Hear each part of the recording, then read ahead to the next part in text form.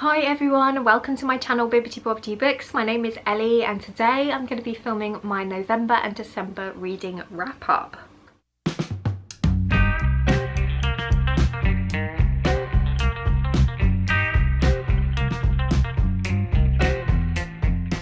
So November and December were really busy months for me. I did a lot of travelling around the country, seeing different family over the holiday season, and so I didn't have a whole ton of time for reading. So I only have a handful of books to talk you through today, so this is probably going to be quite a short video, although I always say that and then I always end up rambling on and on too much about books because I get overexcited, so we shall see. But yeah, I thought it would be fun to share my thoughts on the books that I read over those 2 months. So without further ado, I'm just going to jump straight in with the first book that I read in November.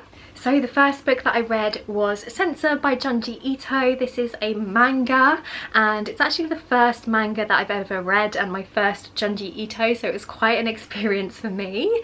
This is a cosmic horror story and it explores themes of good versus evil, and it also has a religious culty undertone to it as well. Now, I personally think that it's better to go into this story without knowing it too much, but the basic premise is that we follow a young woman who goes to visit this remote town that has been covered in this volcanic hair.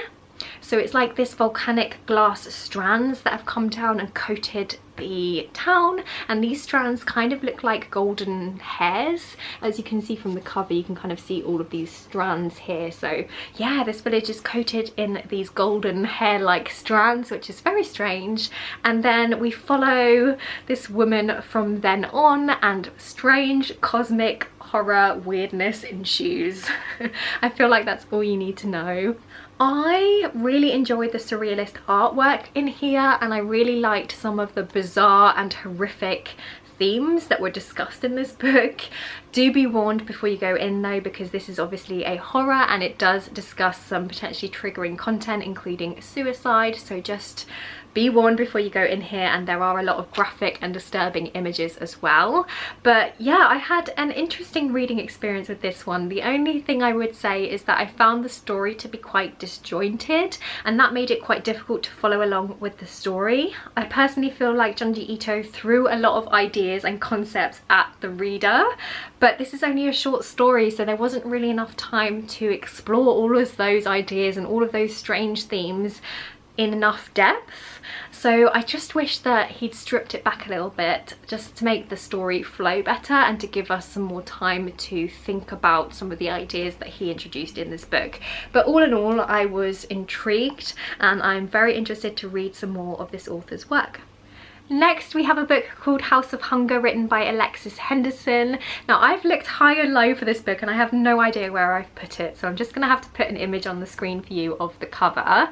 But this is a dark historical fantasy story. It's a standalone, and we follow our main character Marion, who is a peasant living in the slums of a city called Prain.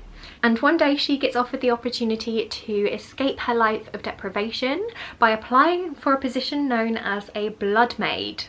So being a blood maid basically means that you work for a noble household and you're able to live a life of luxury in exchange for giving up some of your blood to the nobility to drink. So in this world, it's kind of fashionable to drink human blood, and the noble classes do it quite often. They think that it gives them health benefits and things. So if you work as a blood maid, you get to go and live in a noble house and have all of your food and clothes and everything provided for you. You just have to also give up a little bit of your blood every now and then to the count or countess that you work for.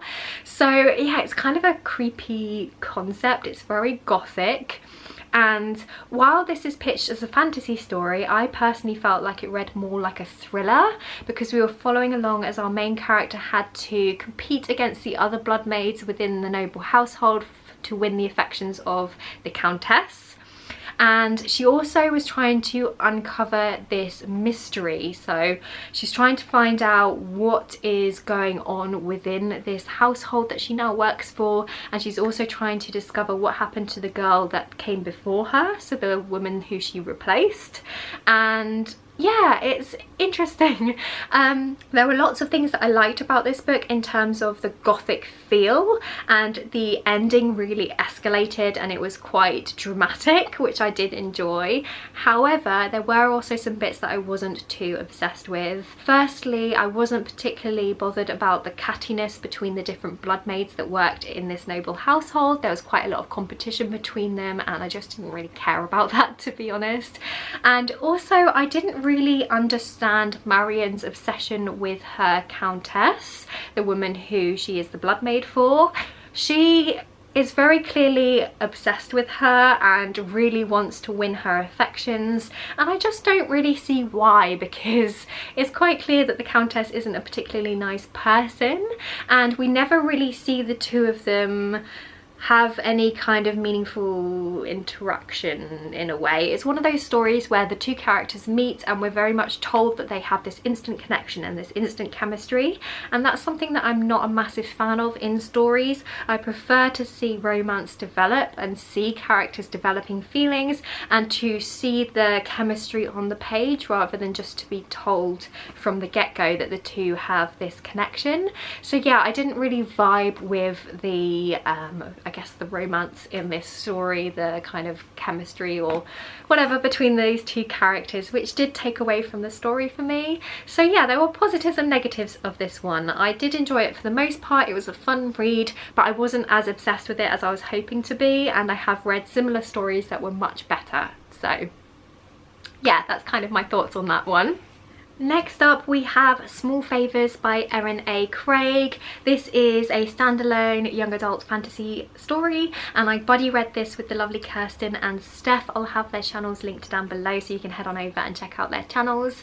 This was a really fun buddy read. It's very much up my street because this is a fairy tale like story. It's a very loose retelling of the Rumpelstiltskin fairy tale, but it also has inspiration from other folk and fairy tales.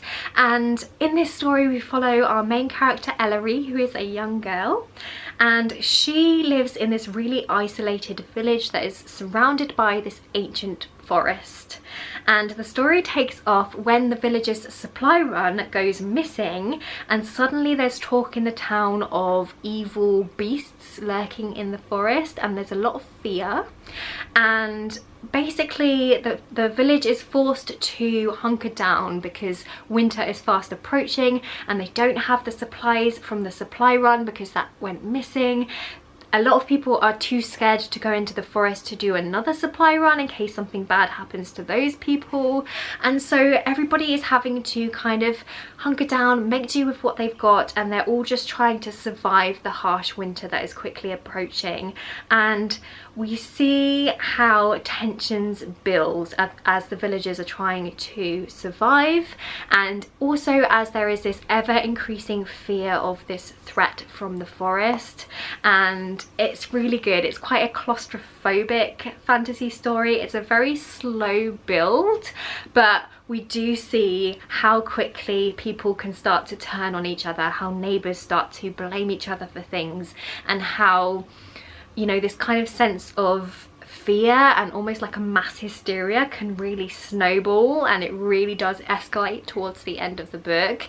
So yeah, I really enjoyed this one. We also had some fantasy elements woven in there. We had a little bit of a romance plot line in there as well, but it was very slow. But what I did really enjoy about this was also the focus on relationships in this story. So primarily familial relationships. There's quite a lot of discussion about our main character and her relationship with her father, but also her relationship with her siblings and how that changes across this harsh winter as she has to adopt a kind of protective role within the family.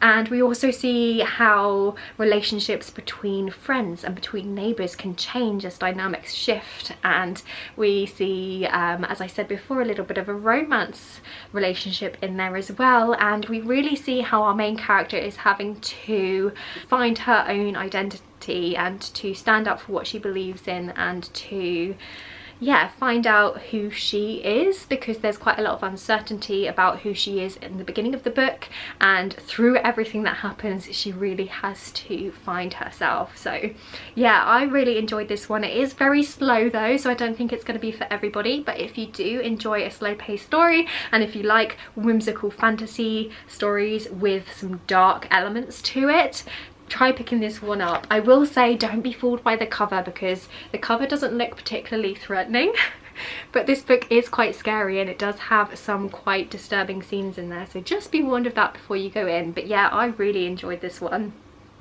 Next up we have a self-published book. This one is Fear the Flames by Olivia Rose Darling. So this is the author's debut novel and it's the first book in a new fantasy romance series, and I quite enjoyed this one actually. I was pleasantly surprised because I went in with quite low expectations. I think because I know that this is the author's debut novel, and also because I have quite a love-hate relationship with self-published fantasy romance. It seems to either hit or miss for me, so I didn't want to set my expectations too high, but I did actually end up quite enjoying this one.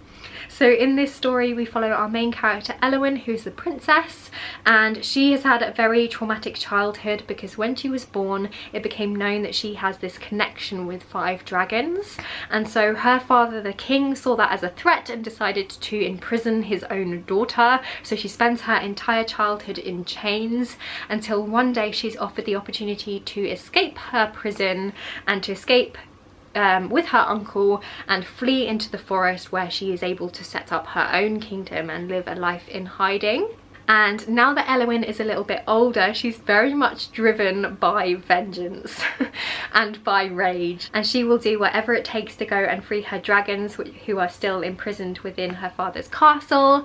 And so she decides to team together with her father's enemy, who is this general from this different kingdom, and the two of them come together with the common purpose of wanting to overthrow the king.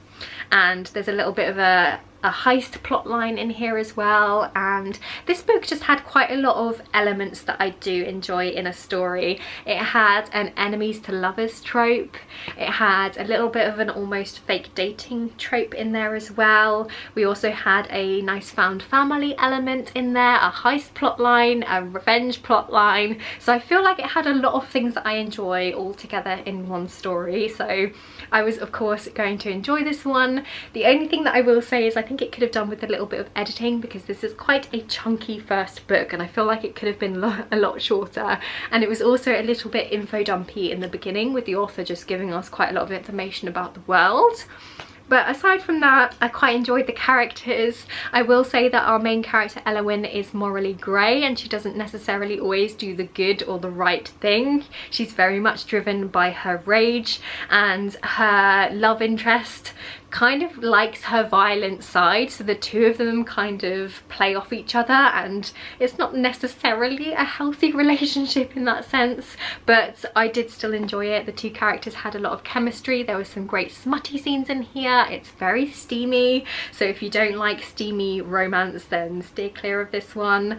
But yeah, all in all I quite enjoyed this one. I just wish that the heist plotline was a little bit longer and had a little bit more to it, because I feel like it resolved quite quickly, and I also wish that some of these side characters were given a little bit more highlight, because there were quite a lot of interesting characters in here and I just wanted to know a little bit more about them. So yeah, I really hope that the author gives us a little bit more of the side characters in the upcoming books, because I probably will be continuing on with this series. Next up we have a little novella called She and Her Cat. Now I am not even going to try and pronounce the authors of this book because I just know that I will butcher it, so I'll put their names clearly on the screen for you to see. But this is such a cute little contemporary story, and it follows 4 women and their pet cats, and these 4 women all come from the same community and their stories are connected somehow. And what I really enjoyed about this book is that we get the perspective of both the women and also of their pet cats, which just makes it quite a unique little story. It's quite quirky in that sense, and me being an owner of 2 cats, I of course really enjoyed this one and liked the idea of seeing what goes on in the cat's mind. So yeah, it was a very sweet story and it discusses some themes of loneliness, and mental health and depression, but also of community and human connectiveness. And yeah, it was enjoyable, and it's a nice quick read as well. So if you are a fan of cats, then I would recommend. Okay, sorry if the camera angle has changed slightly, I just had to replace the battery. But the final book that I wanted to talk to you about is Till We Have Faces by C.S. Lewis. So I read this one with my friend Josh from the channel Josh Yaks. I'll have his channel linked down below. I actually started this one in December and carried it across into the beginning of January, but I'm just going to include it in this video anyway. This was a really interesting book to buddy read because I feel like both Josh and I had quite a lot of issues with the story and with some of the themes and the way that they were handled in this book. So that just made for a lot of interesting discussion, and we had a lot to chat about, which was really great. So thank you so much, Josh, for reading this one with me. This is a Cupid and Psyche retelling, and we follow two sisters. We follow a younger sister called Psyche, who is described as being incredibly beautiful, and the older sister Uriel, who is described as being very unattractive and quite ugly.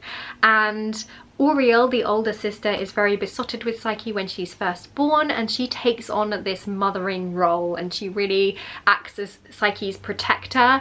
And the story takes off when the kingdom is struck with famine, and the priest thinks it's because all of the people in the kingdom have started worshipping Psyche in all of her beauty instead of worshipping the goddess Ungit, and now the goddess is mad, and so she's causing the famine. So the king decides to offer up Psyche as a sacrifice to Ungit's son, who is known as a brute, I think it is, or a beast, and we see how that affects Uriel. So without wanting to give too much away of the story, basically we follow Uriel as she is trying to get Psyche back, and we see how she responds to the fact that Psyche is offered up as a sacrifice. And yeah, this book talks about quite a lot of interesting themes. I think the primary theme in this book is religious faith versus rationalism.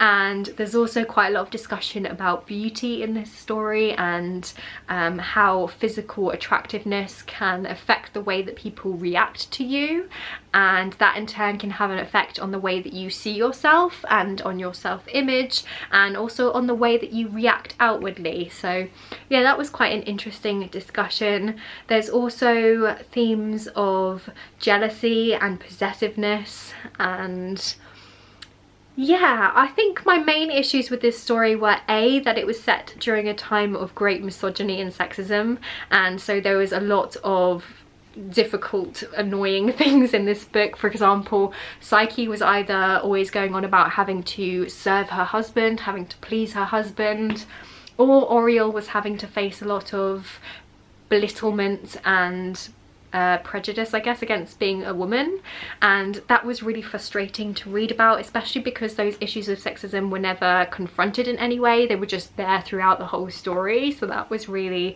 annoying.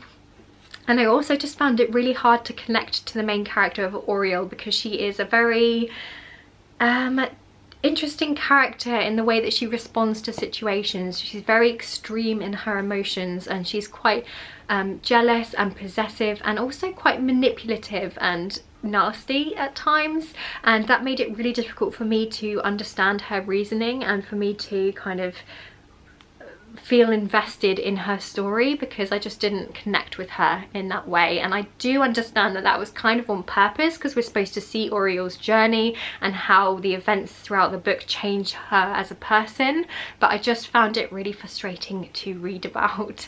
And also, just at the very end of the book, I felt like C.S. Lewis almost went on a little bit of a rant, kind of pushing his religious views towards the reader, which kind of frustrated me.